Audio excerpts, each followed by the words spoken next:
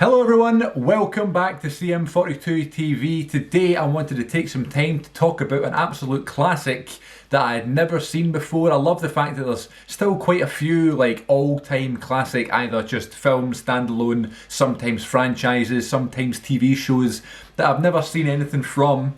And Star Trek isn't something that I'm totally, unknown to.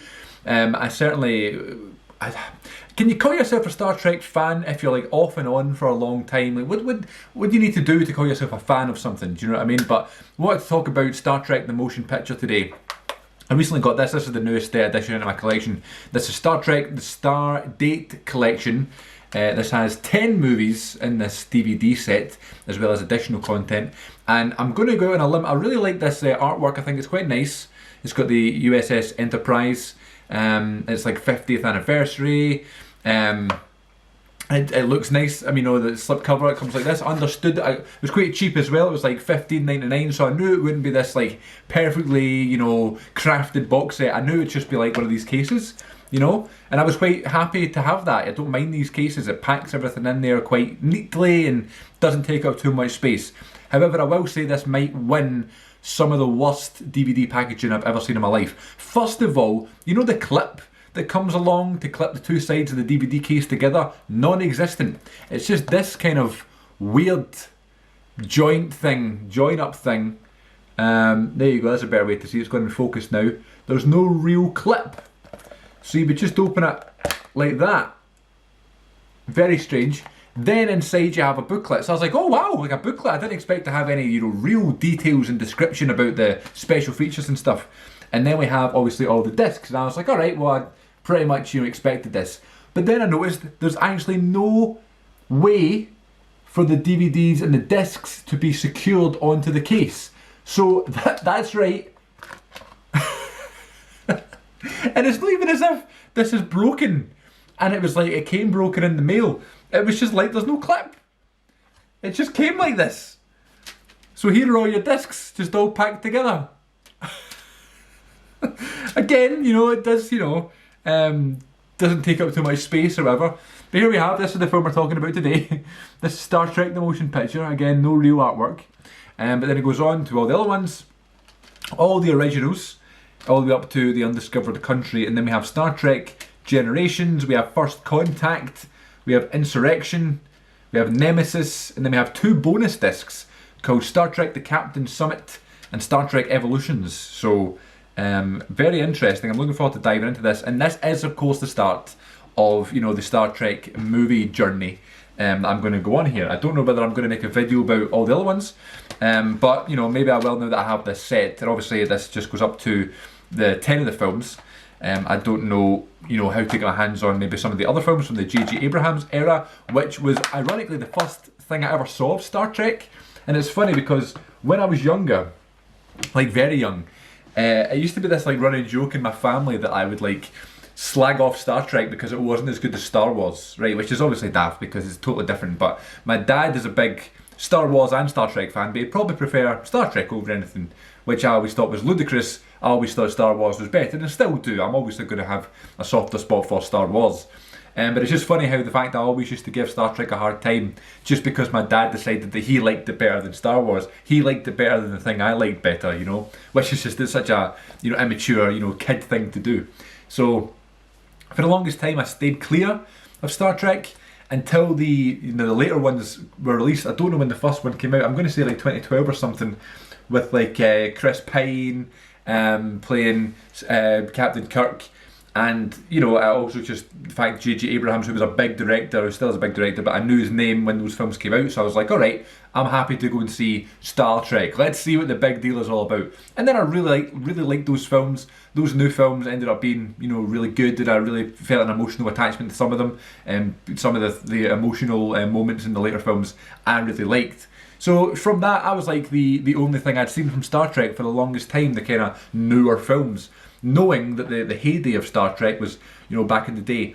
Then I started watching the Picard series, which is absolutely daft, because I hadn't seen anything, I hadn't seen anything about his character from before, with Patrick Stewart. I hadn't seen anything before about, the Next Generation series that character comes from. So they were making so many like references and stuff, obviously, in the Picard series, you know, about the next generation and how, you know, it's like Data shows up and all this stuff. And I was just like, I was enjoying the series and stuff, but I just wasn't clicking as much as I should have been. And if I was like a big Trekkie, a big Star Trek fan, then maybe I would have like really had a great time watching this Picard series. And I enjoyed it. I like Patrick Stewart, and you know, his performances are always great. So I enjoyed that series. Ironically, I didn't finish the series though. I watched maybe 6 episodes out of it, and I just ended up just losing track. I got busy or whatever, and that always annoyed me. The fact that I just didn't finish that series. That's something that, first of all, I broke one of my own rules. I don't like watching something completely blind to a show that I don't know very much. The fact I watched like a sequel series before watching the original stuff is ludicrous. So that's why I was like, right, okay, before we go back and finish the Picard series, let's go and let's watch Star Trek from the beginning, because I enjoyed the later films, you know, I enjoyed the Picard series. I was told wonders about the Next Generation series, so I was like, right, okay, here we go. But as, you know, the dafty that I am, and I don't know what, you know, part of me wants to do this, but it happens with all films, it happens with all series. I can't just start and fully enjoy the series without knowing the history. I need to know the backstory, the origins, the pilot, the story behind it. And the Star Trek series always has this like really interesting story anyway, you know, where it was like it wasn't a very popular TV show, and then these films came out, and then that kind of got like a cult following, and then they made loads of money. All that stuff is really interesting to me, like humble beginnings from such a massive franchise. It's not like Marvel that had all these fans already and just like started putting these blockbusters out, you know. So I started watching Star Trek the original series, which is in its completion, all 80 episodes of it on Netflix. So I was like, great, there you go, Netflix, easy days. Also, when I started watching that, was right at the start of the very first lockdown, when the COVID pandemic came around in March 2020. It was like you had all this time, everybody was in the house, everybody was watching stuff on Netflix, Disney Plus, Amazon, Hulu, YouTube, Zoom, all these things that you could do from home, which just making so much money, you know, because everyone was using the exact same stuff. So I was like, this is great, I'll just watch, you know, an episode of Star Trek every single day. And then I looked online, I found this website that was like, here's the correct way to watch Star Trek, and here's the order of all the films and stuff. So I was following along, and you know, I enjoyed the original series. I didn't get very far in it though. I got about maybe halfway through. I don't know, maybe it was just the way the routine was kind of falling apart a little bit. And also the episodes were long. I'm so used to it, I think everybody is, you know, used to in this day and age for TV show episodes to be like 45 minutes or so, but it was like always like a solid hour. I know it was only 15 minutes longer, but for some reason it just felt longer, so I ended up just falling away from it. So it is something again I wanted to go back to, but it's just that it was so long since I'd done it, you know. I'm dying to watch these films, you know, that I keep hearing like that the films are the ones that, you know, they've got the fans behind it and stuff, and made all the money and made it this blockbuster and this smash hit, you know. Then also another thing is I just keep seeing reviews of these films on YouTube. You know, that's another thing, like some of my favourite YouTube channels are posting reviews and watch-alongs and stuff of all these Star Trek movies, and even the Next Generation series, which of course I haven't reached yet because I haven't finished the original series. So I was like, what am I going to do here? I was struggling to really get through the original series, so let's watch the films. This is my mindset now. We're going to watch the films. I bought this set on Amazon for like $15.99. It has all 10 of the original films in here. I can go find the other ones later. I can watch the Next Generation when I want to. All the other, you know, Voyager, Enterprise stuff, all those series I can get to. I can always go back to Picard as well if I want to, and I'll have the full Star Trek journey. So anyway, after all that explanation, I don't really have much to say about the film. That's why I wanted to give you the backstory of my love for, or my history, sorry, with the Star Trek franchise. But I watched the motion picture last night for the very first time, and people say it's slow, people say it's boring, but after you watch a lot of the original series, you kind of know what you're getting yourself into. And you know the way, like, when it's weird when you watch a show that doesn't have a big following or whatever, and then the show starts picking up momentum, and then it starts having a bigger budget and more people are a fan of that series. Then when you see the production go up and you see the budget go up and you see the fact that like these things are in the cinema all the time and there's reruns of stuff every day and it's now become a global success, you kind of feel pride the fact that you started early, you know. So I like that kind of aspect of it. Obviously, by no means did I start early on Star Trek. I'm like 70 years later, like 50 years later, so 40 years later, let me see, 1969 I think the first series came out in. So, you know, we're getting up to over 50 years, or just about 50 years. So it's crazy to think how long and how much Star Trek content is out there, you know. So yeah, just I'm quite good at like adjusting to that, like seeing the old stuff, seeing it at a low budget, and then appreciating it at a high budget. That's kind of the example I was trying to get at there. Obviously I didn't start early, but I've seen the earlier stuff and I enjoyed the earlier stuff, so it was almost nice to see it with a bigger budget and with more time and stuff like that. And obviously I'd followed some of the adventures in the original series with Spock and Kirk and Sulu and Dr. McCoy and things like that, and Scotty and Uhura, which is really difficult for me to say in my accent. So I'd obviously watched their adventures in the original series, and then, you know, seeing the kind of main plot of this motion picture of like Captain Kirk's coming back and he's putting the team back together for, you know, after all the years that they've been away. I can't remember what he said. Maybe it was like 20 years since he was on the ship or something.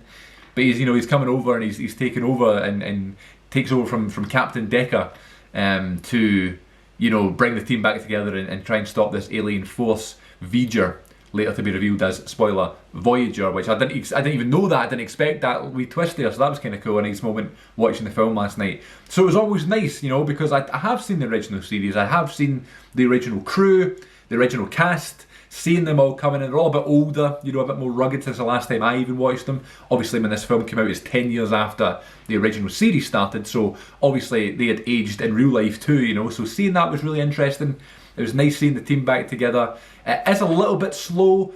I wouldn't use the word boring. I wasn't bored at all throughout the film, again because I knew what I was getting myself into. It is a tad slow. There's lots of long shots and, you know, drawn out shots of the ship, and as they're going towards the alien presence, the V'ger presence. I mean, beautiful music. The score of the film is just stunning, so that helps these long shots. And of course some of the dialogue and stuff is still a little bit, yeah, hard to kind of get your head around, but yes, I definitely enjoyed this film. I gave it 4 stars on Letterboxd, which you can follow me on, by the way, at CM42TV, as well as Twitter and Instagram. Might as well throw that in there. But yeah, I'm going to be watching all these films now that I'm kind of I've explained my background with Star Trek. I'm going to watch all these films now that I have them in the collection, and then finally I'll have a proper understanding of the main kind of aspect of Star Trek. And then I really want to get to the next generation because I like the Picard character so much. But it's going to be an emotional moment when, you know, there's a whole new crew. How did people deal with that after being so attached through these films and through the original series? But then the next generation is just such a popular show, you know? So there you go. This is the new thing I have in my collection. I'll watch through them. If I'll make a video about them all if I'm feeling up to it. But yeah, enjoyed the first one. They're not going to be as long as this in future, but definitely enjoyed the first one. I think it's a really good introduction, and it was nice for me to re-enter the Star Trek universe with this film, so that was really fun. This is what I mean about no clip on this disc thing in this DVD case. It's just not shutting properly. It's ridiculous. Whoever made this is an absolute dafty. It's also interesting, the first film is the longest one too. There's actually like a documentary feature on this first disc that I didn't watch, called The Longest Trek, and it is about writing the motion picture. Also has a commentary on here with a few people. I'm not sure who they are, but I'm sure they're part of the team. Special Star Trek Reunion and Starfleet Academy, The Mystery Behind V'ger, all based on the motion picture disc on this set. So yes, one day I will upgrade to like the proper Blu-ray set or something like that, you know, for all these films, but for just right now, I'll get like remastered versions in the future, but right now I was quite happy getting this Stardate collection on DVD. And there's something about DVDs that are quite nostalgic, you know, and the fact that Star Trek just seems nostalgic to me, so even though I didn't watch them until, you know, 2020, but still have nice memories of Star Trek in my family too. Also, one of my good YouTube friends and one of my favourite channels, Mr. Daisuke Beppu, who is going to be a guest on the Good Bit podcast in a couple of weeks, which I'm buzzing about. We're not talking about Star Trek though. He's talking about Star Trek now in live stream form every Sunday going forward for the next 5 Sundays, I believe.